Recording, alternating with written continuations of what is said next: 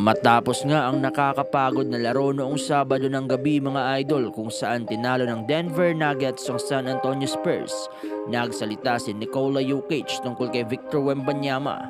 Ang laban ay nagtapos sa overtime na may score na 122-111 at si Jokic ay nagpakita ng hindi matatawarang galing, kumanada ng 46 points, 9 rebounds, 10 assists, 2 steals at 2 blocks, na may shooting percentage 9/35 mula sa field at 3 out of 8 mula sa 3-point range sa loob ng 43 minuto na paglalaro. Si Jokic ay naging unang player mula noong 2007 na gumawa ng 35 field goals attempts sa back-to-back games na isang kahanga-hangang achievement mga idol. Matapos ang laro, nagsalita si Jokic tungkol sa 2024 Rookie of the Year na si Victor Wembanyama. Ayon kay Jokic, I like to say he's a special player and those kinds of players always makes you work hard and make you do a little bit extra. I'm kind of looking forward to play against him a couple more years. Ipinapakita nito mga idol ang respeto ni Jokic kay Wembanyama na isang 7'4" na phenom na patuloy na nagpapakita ng kakaibang kakayahan sa loob ng court. Habang natalo ang Spurs, si Wembanyama naman mga idol ay nagambag ng 20 points, 23 rebounds, 3 assists, 1 steal at 4 blocks. Bagamat hindi kasing lakas ng performance ni Jokic, di makakaila ang pagiging dominante ng batang player sa depensa, lalo na sa kanyang 23 rebounds at 4 blocks. Ang kanyang 7 out of 19 shooting mula sa field at 2 out of 12 mula sa 3-point line ay nagpapakita pa rin ng potensyal na mas mapapabuti pa sa mga susunod na laro. Isa pang statement ang nagbigay pansin sa mga tao tungkol kay Victor Wembanyama mga idol dahil sa pahayag ni DeMarcus Cousins sa Run It Back TV kung saan tinawag niya si Wembanyama na magiging greatest defensive player of all time. Ayon kay Cousins mga idol, this kid has it all.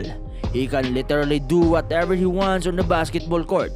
Tinutukoy nito ang potensyal ni Wembanyama na maging isang all-around player, ngunit ang depensa ay tila magiging kanyang pinakamalaking asset sa hinaharap. Ang prediksyon ni Cousins mga idol ay maaaring ituring na matapang, ngunit hindi may pagkakaila na ang mga unang taon ng kanyang karera, nagpakita na si Wembanyama ng numerong hindi pa nakikita sa NBA.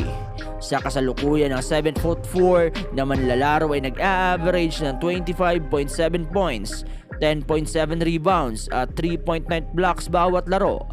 Ang kanyang almost 4 blocks per game ay nangunguna sa liga at nagtatakda ng record sa pinakamataas na block average sa isang karera. Malaki ang epekto ni Wembanyama sa depensa ng San Antonio Spurs mga idol, kaya't napakahalaga ng kanyang presensya sa laro. Higit pa sa depensa, nakaka-impress din si Wembanyama sa kanyang offensive game.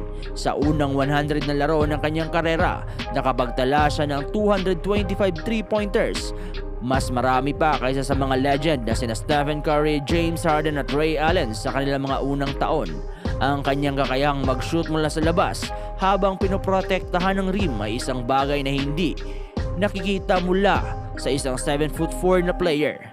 Kahit pa ang pahayag ni DeMarcus Cousins mga idol ay mukhang audacious, ang mga numerong ipinapakita ni Wembanyama ay nagpapakita ng isang player na may potensyal hindi lang maging isang defensive giant, kundi isang all-around superstar na magbabago sa mukha ng NBA. Kung magpapatuloy siya sa ganitong trajectory at manatiling malusog, tiyak na magiging isa siya sa pinakamalaking pangalan sa kasaysayan ng basketball. Sa ngayon, ang buong NBA ay humahanga sa 21 years old na Wembanyama na patuloy na nagbabago sa laro at nagpapakita ng mga katangian na hindi pa natin nakita mula sa mga malalaking pangalan sa liga. Ano sa palagay ninyo mga idol?